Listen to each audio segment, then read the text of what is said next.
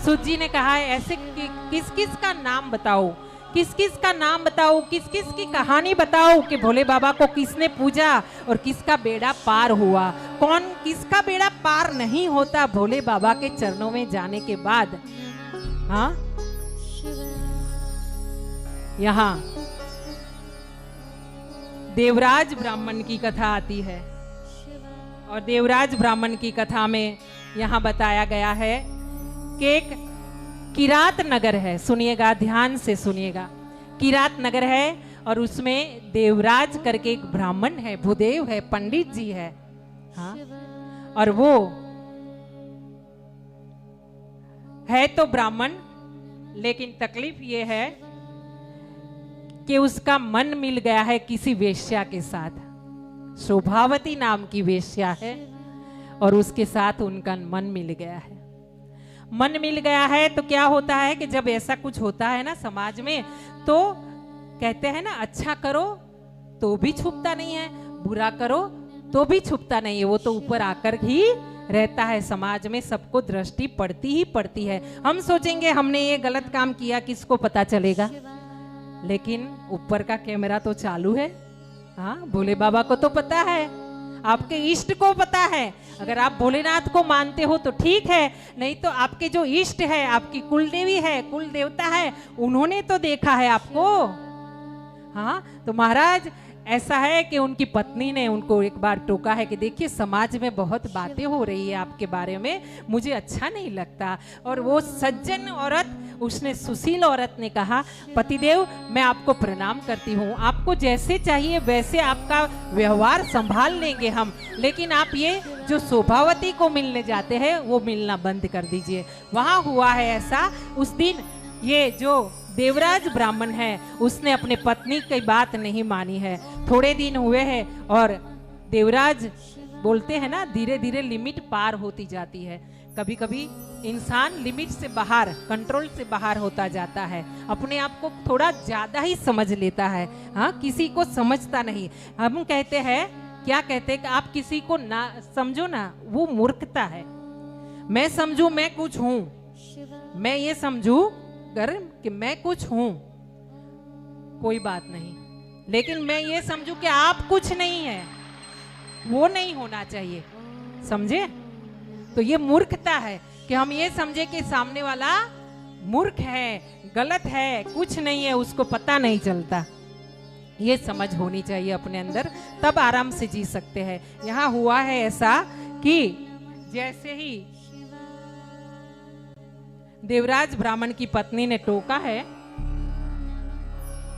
तब देवराज को गुस्सा आया है। और एक दिन जब माँ बाप सो रहे थे ना, तो माँ बाप सो रहे थे, उन्हीं को मार दिया है, माता पिता को मार दिया है देवराज ने, और साथ में पत्नी भी सोई थी, पत्नी को भी मार दिया है, और सब धन लेकर के वेश्या के घर चला गया है, प्रतिष्ठानपुर में चला गया है, और वहां जाके भूदेव वेश्या के घर में रहा है। पंडित है, जन्म से पंडित है, पर रह रहा है वेश्या के घर में रह रहा है। एक बार ऐसा हुआ कि उसकी उम्र हुई, जवानी चली गई, और ये देखिए जवानी तो जाने वाली है, गुजराती में बोलते हैं जवानी जवानी। हाँ, मतलब ये जो यौवन है ना, वो एक दिन जाएगा ही जाएगा, वो कहीं रुकने वाला नहीं है। आज आपका यौवन है, कल किसी और का हो जाएगा, रुकने वाला नहीं है, टिकने वाला नहीं है।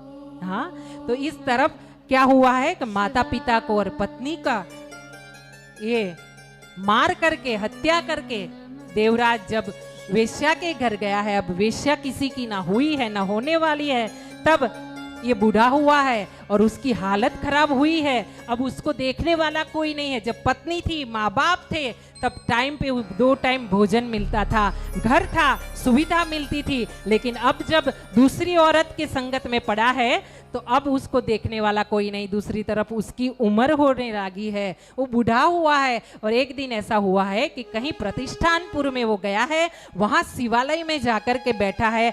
बैठने के बाद देखा है कि यहाँ पे महाशिव पुराण की कथा कोई ऐसे ही पंडित जी बैठ करके कर रहे हैं, अपनी तरह ही मंदिर में, शिवालय में ये शिव कथा हो रही है।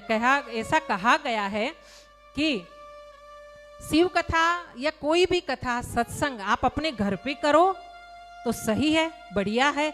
लेकिन अगर आप कहीं कोई मंदिर में, शिवालय में, कोई ऐसी जगह पे जहाँ धार्मिक स्थल हो, सुंदर स्थल हो, पवित्र स्थल हो, वहां जाके करोगे तो उसका परिणाम, उसका फल आपको 4 गुना मिलेगा। ये यहाँ बताया गया है। हुआ है ऐसा कि ये अपने शरीर से लाचार है, पड़ा है एक तरफ और हिल डुल नहीं सकता, तो कथा तो सुनेगा ही सुनेगा। कथा सुन रहा है और साथ में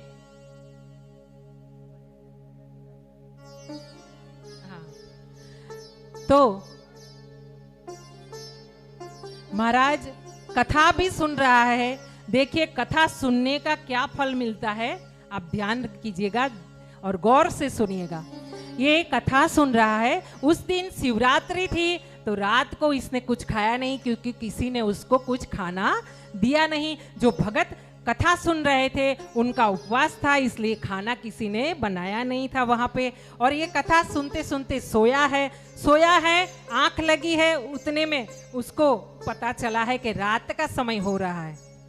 रात का समय हो रहा है तो उसने देखा कि सबके सब जो भगत थे, कथा सुन रहे थे, वो सब अपनी अपनी जगह लेके मंदिर में सो गए हैं। इसलिए उसने सोचा कि अब मैं उठता हूँ, जा करके कुछ प्रसाद अगर इन्होंने भगवान को चढ़ाया होगा वो प्रसाद मैं ले लेता हूँ और मेरी क्षुधा को, मेरी भूख को शांत करता हूँ। और वो वहाँ से उठा है, धीरे धीरे धीरे धीरे संभालता हुआ शिवलिंग की तरफ बढ़ा है। जा करके उसने शिवलिंग के ऊपर जो पत्र थे, बिली पत्र थे, पुष्प थे, उसको सबको सफाई की है। और उसके बाद देखा कि दीप जो है ना वो बुझने की तैयारी है, तो उसने दीप को थोड़ा जलता हुआ और बढ़ाया है, उसकी बाटी को, तो और रोशनी हुई है शिवालय में। और इस करके दीप और प्रकट हुआ है। उस शिवालय की दीप की रोशनी में उसने देखा कि सब शांति से सोए हैं। उसने इधर उधर देखा तो कहीं छोटा सा पत्र में एक प्रसाद पड़ा था, उसको भूख लगी थी,